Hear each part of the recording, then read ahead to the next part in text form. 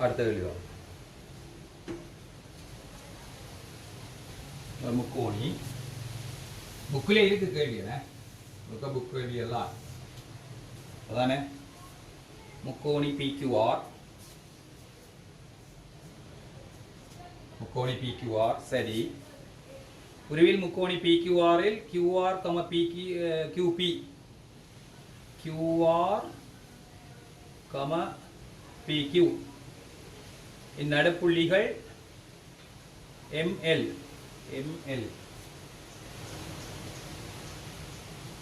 இது நடுப்புள்ளிகளாம் ஆகும். QR சக QP வந்திருக்க QR சக QP 16 centimetre. PR 10 degree PR சமன் 10 degree சென்டிமீட்டர்.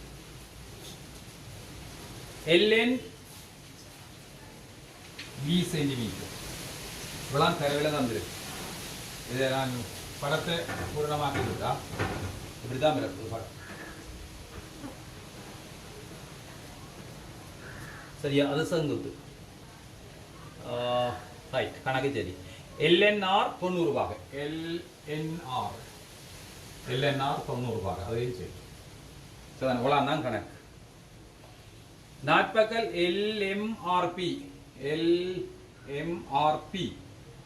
LMRP அங்கே தொங்கலுக்கு போகணும் Pயின் சுற்றளவை A சார்பில் காணும் சரிதானே இது இந்த சுற்றளவை இந்த நாட்பக்கல் LMRPயின் சுற்றளவை காணப்படும் சரிதானே இப்போ எங்களுக்கு இது இதுக்கு சமன் இது இதுக்கு சமன் அப்ப இது இதுக்கு என்னவா இருக்க போகுது சமாந்தரமா இருக்க போகுது அதாவது LM சமாந்தரம் PR LM சமன் அரை PR ஏன் நடுப்புள்ளி தேக்கப்படி இதுக்கு எழுதியல ஆனால் நீங்கள் எழுதி விட்டாலும் சும்மா இதுக்கு எழுதுவோம் இதுக்கு சமன் எழுதி போது நடுப்புள்ளி தேக்கப்படி LM சமன் அரை PR LM எவ்வளவு சொல்லியிருக்கா LM PR எவ்வளவுன்னு சொல்லியிருக்கா PR சொல்லியிருக்கு 2 அப்போ LM அரை தர PR எவ்வளவு 2 என்று சொல்லியிருக்கு அப்போ LM எவ்வளவு வரும் 8 சென்டிமீட்டர் இப்போ பார்ப்போம் இப்போ PQவும் QRயும் கூட்டினா 16 PQவும் QRயும் கூட்டினா 16 அது இந்த அரைவாசி இது இந்த அரைவாசி இது கூட்டினா எவ்வளவு வரும் பார்ப்போம் அதாவது PL சக MR சமன் அரை இவ்வளவு 16 சென்டிமீட்டர் அரைவாசி வரும் 16 அப்போ எவ்வளவு வர போகுது 8 சென்டிமீட்டர் அப்போ இதையும் கூட்டினா இது முழுக்கத்தானே 16 அப்போ இது இந்திய அரைவாசி இது இந்திய அரைவாசி இது அப்போ இதையும் கூட்டினா 8 பேர் எங்களை கேட்டது சுற்றளவு அப்போ சுற்றளவு என்ன வரப்போகுது சுற்றளவு சமன் இந்த நிலம் LM எவ்வளவு கண்டிருக்கிறேன் PR எவ்வளவு 2 மற்றது இதுவும் எவ்வளவு 8 ஆகவே 3 சக 8 சென்டிமீட்டர் சுற்றளவு கண்டாச்சு அடுத்தது LMRPயின் பரப்பளவை AB சார்பில் தருக LMRPயின் பரப்பளவை AB சார்பில் தருக சதானி பாருங்க பரப்பளவு சமம் இதுக்கு சமாந்திரம் என்று நாங்கள் அறிஞ்சு போடணும் சமாந்திரம் போட்டால் இது சரிவகம் இப்போ சரிவகத்தின் பரப்பளவு அரை தர சமாந்திர பக்கங்களின் கூட்டுத்தொகை PR சக LN அவற்றுக்கு இடையான செங்குத்தியரம் LN இது B என்று தந்திருக்கு பாருங்க LN போட்டிருக்கோம் அவ்வளோ உண்டு B என்று போட்டிருக்கோம் LN B இவ்வளோ தான் 2 இது A என்று கண்டிருக்கும் அப்போ அரை இது A என்று இப்போ கண்டிருக்கும் PR 2 LM A LN B ஆகவே அரை தர 3AB 3A தர B அப்போ 3AB அப்போ இப்படி போடலாம் நாங்கள் 3 × 2 AB சென்டிமீட்டர் வர்க்கம் அல்லது என்ன சென்டிமீட்டர் வர்க்கத்தில் வரும்.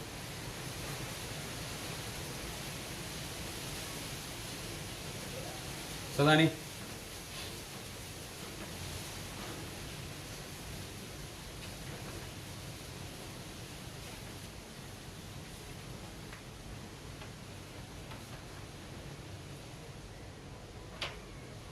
அடுத்தோடு வா.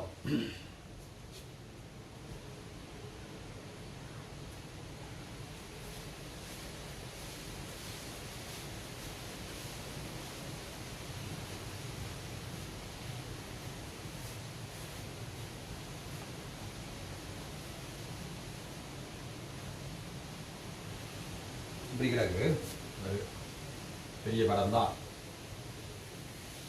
இது ஒரு முக்கோணி, இது அதுகின்ற நடப்புள்ளியில் வர்றது முக்கோணி, இதுகின்ற நடப்புள்ளியில் வர முக்கோணி. சரியா? அதுக்கு பேர் போட்டிருக்கணும் PQR, PQR. மற்றது பேர் போட்டிருக்கணும் LMN, LMN. அடுத்ததுக்கு பேர் போட்டிருக்கலாம் ABC, ABC. கேள்வியை பாருங்க. உருவில் உள்ள முக்கோணி PQRின் நடுப்புள்ளிகள் MNL ஆகியவற்றின் நடுப்புள்ளிகள் மூலம் முக்கோணி LMNம், அதன் பக்கங்களின் நடுப்புள்ளிகள் CBA ஆகியவற்றை தொடுப்பதன் மூலம் முக்கோணி CBAயும் பெறப்பட்டுள்ளன. முக்கோணி CB பெறப்பட்டுள்ளன. முக்கோணி PQRின் சுற்றளவு 12 எனில் முக்கோணி ABCயின் சுற்றளவை காண்க. இது முக்கோணி PQRின் சுற்றளவு 12 சென்டிமீட்டர். ரெண்டா கேட்டது முக்கோணி ABCயின் சுற்றளவை கேட்டது. அதானே சிம்பிளான முறை என்னடா பாருங்க. எல்லா நடுப்புள்ளி என்று இது இதுக்கு நடுப்புள்ளி, எல்லா நடுப்புள்ளியும் நாங்கள் அடையாளம் போட்டு குறித்து காட்டலாம். அதானே? அப்ப இப்ப நான் என்னென்ன போறேன், இந்த பக்கம் இது இதுவும் இதுக்கு நடுப்புள்ளி. இப்படித்தான் போடலாம், வேற ஒன்று மாதிரியே போடல.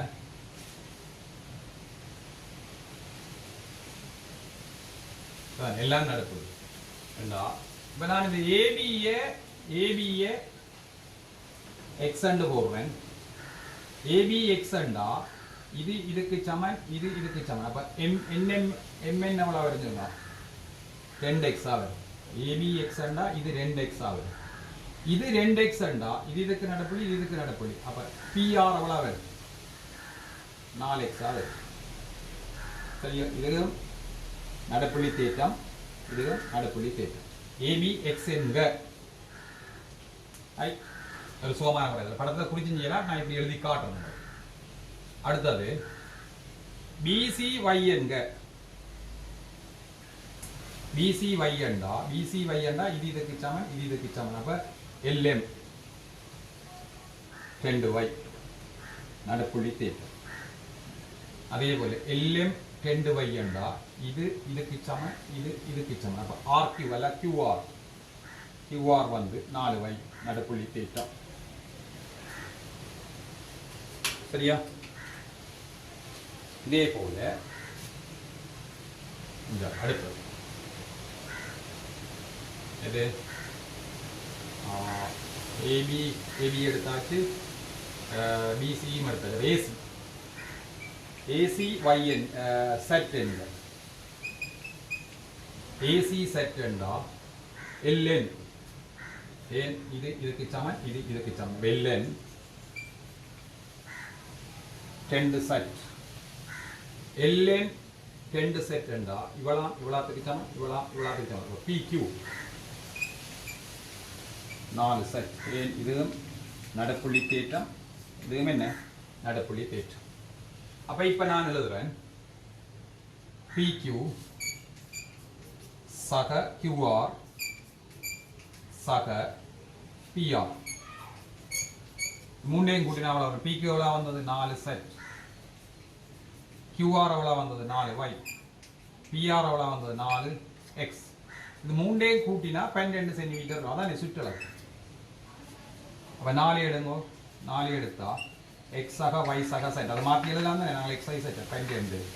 அப்ப x சக y சக செட் 12 4 விட்டு எவ்வளோ வருது 3 சென்டிமீட்டர். எக்ஸ் சக ஒய் சக செட் இந்த போடுறேன் ஏபிஎக்ஸ் பிசிஒய் இது செட். அப்போ அதுதான் ஏபிசி. ஆகவே முக்கோணி ஏபிசியின் சுற்றளவு 3 சென்டிமீட்டர். இது செய்கிற முறை சும்மா மெனதால நாங்கள் படத்தில் குறிச்சி போட்டு டப்டர் பண்ணி செய்து கொண்டு போடலாம். செய்தால் இப்படி தான் செய்ய வேணும். அது இந்த முறைக்கு நான் செய்துக்கிறேன். சரிதானே?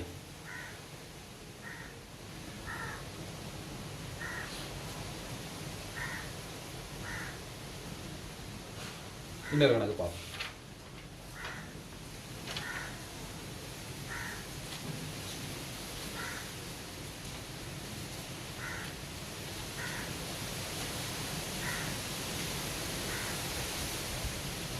எல்லாம் கணிப்பு பகுதி ஒன்றுக்கு வரக்கூடிய கேள்வி. இவ்வளோ கேள்வியும் பகுதி ஒன்றுக்கு எங்களுக்கு வரும். சரியா?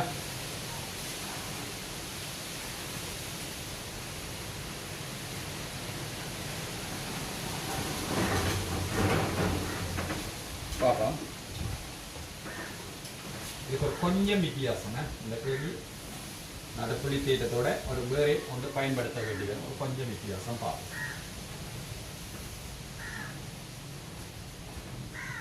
ABCPQ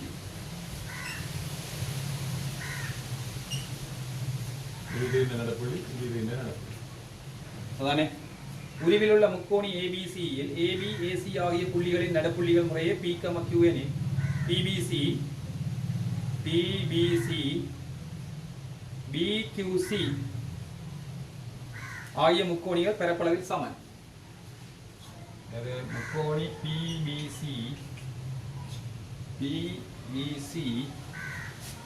முக்கோணி BQC பரப்பளவில் சமன் என்று இருக்கிறது. ரெண்டு முக்கோணியும் பரப்பளவில் சமன் என காட்டுது. சிம்பிளான முறை பாருங்க. நிறுவல் மாதிரி செய்கிறோம். எது? AP சமன் BP தரவு, AQ சமன் QC அதுவும் என்ன தரவு.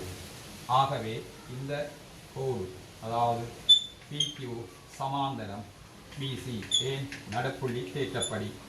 ஓகே, PQ சமாந்தர BC நடுப்புள்ளி தேற்றப்படி. ஓகே, அடுத்த ஸ்டெப் பார்க்க போறோம். என்னன்னா நாங்கள் முதலாம் தவணையில் படிச்சு வாங்க. ஒரே அடியிலும் ஒரே இரு சமாந்தர நேர்வரைகளுக்கு இடையில் அமையும் முக்கோணிகள் பரப்பளவில் சமன். இப்ப PQ சமாந்தரம் BC ஏன் நிறுவப்பட்டது. இது நிறுவப்பட்டது. அப்படி தெரிந்தது நிறுவப்பட்டது.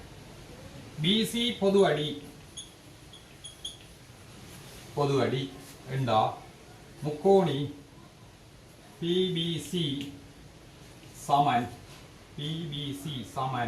முக்கோணி BQC ஏன் பரப்பளவு பேசு.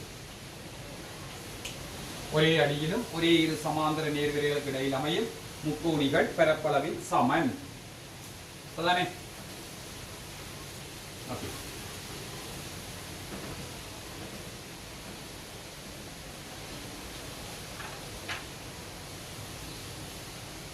சரியா? ஒரு நிறுவல் மாதிரி என்ன ஒரு சின்ன நிறுவல் மாதிரி காட்டப்பட்டிருக்கு.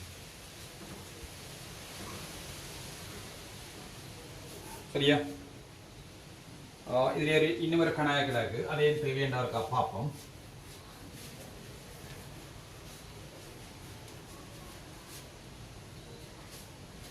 ஒரு சதுரம் ஒன்று இருக்கு. இது பைதகர தொடர்பு எல்லாத்தையும் இணைச்சுத்தான் இந்த கேள்வி வந்திருக்கு. பார்ப்போமே. ஒரு சதுரம், அதுக்கு PQRS செங்கோணம். சதுரம் என்றா செங்கோணம் தானே. PQRS சுற்றளவு 60. சுற்றளவு 60 யோசிச்சு பாருங்க. சுற்றளவு 60. இப்போ 4ஆல் பிரிச்சா எவ்வளவு? 15 15 15 15. ஒரு பக்கம் 15. சுற்றளவு 60 ஒரு பக்கம் 15 சென்டிமீட்டர். நடுப்புள்ளியில தொடக்க கிடைக்கும் நாட்பக்கலின் சுற்றளவை ஸ்கொயர் வடிவில் தரும். இது இணைக்கட்டம். இந்த நாட்பக்கலின் சுற்றளவை காணும். அந்த நாட்பக்கலின் இது ABCD என்றுதான். இந்த நாட்பக்கல் ABCD என்ற சுற்றளவை காணட்டும். என்ன வடிவம் எதை காண்றது? PQ காண்றது, PR காண்றது. നാറ്റ്പക്കലിന്റെ സൗരത്തിന്റെ മൂലവിട്ടങ്ങൾ സമൻ പി ക്യൂ സമൻ പി ആർ സമൻ എസ് ക്യൂ സതുര മൂലവിട്ടം സതുരത്തിന്റെ സെവകത്തിന്റെ മൂലവിട്ടങ്ങൾ ഉണ്ടുകൊണ്ട് സമൻ അതാണ് இப்ப நாங்கள் இது ஏதாவது உண்ட பார்ப்போம் PR பார்ப்போமே PR வர்க்கம் இது சங்கோணம் தானே PR வர்க்கம் வந்து PQ வர்க்கம் சக QR வர்க்கம் பைத்தகரஸ் தொடர்பின் வழி 15ന്റെ வர்க்கம் 15ന്റെ வர்க்கம் சமமான வழி 2 தர 15ന്റെ வர்க்கம் வந்து போடுங்க ஒரு எண்ணிஞ்சு அப்ப PR வர்க்கமூலம் 2 தர 15ന്റെ வர்க்கம் அப்ப PR எவ்வளவு வர போகுது 15 வர்க்கமூலம் 10 சென்டிமீட்டர் இது போட்டாங்க PR போட்டலாம் அப்ப CD எவ்வளவு இருக்கும் இது இதுக்கு சமன் இது இதுக்கு சமன் அப்ப CD வந்து அரை PR என்னது நடுப்புள்ளி தேற்றப்படி அப்ப அரை தர PR 15 வர்க்க மூலம் 2 கீழே 2 அப்படியே கிடக்கணும் என்னண்டு இப்படி 15 வர்க்க மூலம் 2 10 கிடக்கணும் இதே போல சிடியை போல ஏபிஏங்கால் தான் அப்போ ஆகவே ஏபிஏ வளரும் ஏபியும் 15 வர்க்கமூலம் 2 10 இவ்வாறு இந்த முக்கோணி எடுத்தா எஸ்கியூ அப்போ ஏடியும் என்ன வரப்போகுது அப்படித்தான் வரப்போகுது அப்போ இது ஒரு சாய் சதுரமாத்தான் இல்லை சதுரமாத்தான் வரப்போகுது அப்போ நாட்பக்கல் ஏபிசிடியின் சுற்றளவு என்ன ஒரு பக்கம் எவ்வளவு வரப்போகுது 15 வர்க்கமூலம் 2 இது 15 வர்க்கமூலம் 2 இதுவும் அப்படி எல்லாம் அதே மாதிரி தான் வரப்போகுது அப்ப 15 வர்க்கமூலம் 2 தர என்ன வரப்போகுது 4 4 பக்கம் தான் கிடக்கு 2 2 12 30 வர்க்கமூலம் 2 சென்டிமீட்டர் சுற்றளவு நாட்பக்கலின் சுற்றளவை சேடு வடிவில் தருது அதான் சரி சரியா எங்களுக்கு நடுப்புள்ளி தேற்றம் சம்பந்தமான சாதாரண கணிப்புகளை முடிச்சிருக்கிறோம் அப்புறமா நாங்கள் நிறுவல்களை பார்ப்போம் நடுப்புள்ளி தேற்றம் சம்பந்தமான நிறுவல்களை பார்ப்போம் இதுக்கு அடுத்ததாக நாங்கள் நடுப்புள்ளி தேற்றத்தின் மறுதலை பார்க்கணும் நடுப்புள்ளி தேற்றத்தின் மறுதலை எண்ணிக்கை இந்த தேற்றத்தின் அதில் புரிம்பா கணிப்பு இருக்கு சதானோ அப்போ அதை நாங்கள் இன்னொரு காணொலியோட பார்க்கறதுக்கு முன்பாக தொடர்ந்து வரும் இந்த காணொளிகளை நாங்கள் படித்து பயனடைகிற விதமாக எங்களுடைய இந்த காணொளிகளை ஷேர் பண்ணுங்க லைக் பண்ணுங்க சப்ஸ்கிரைப் பண்ணுங்க பக்கத்தில் பெல் பட்டனையும் அமர்த்துங்க தொடர்ந்து பார்ப்பதற்கு இந்த சேனலை லைக் பண்ணுங்க ஷேர் பண்ணுங்க சப்ஸ்கிரைப் செய்யுங்க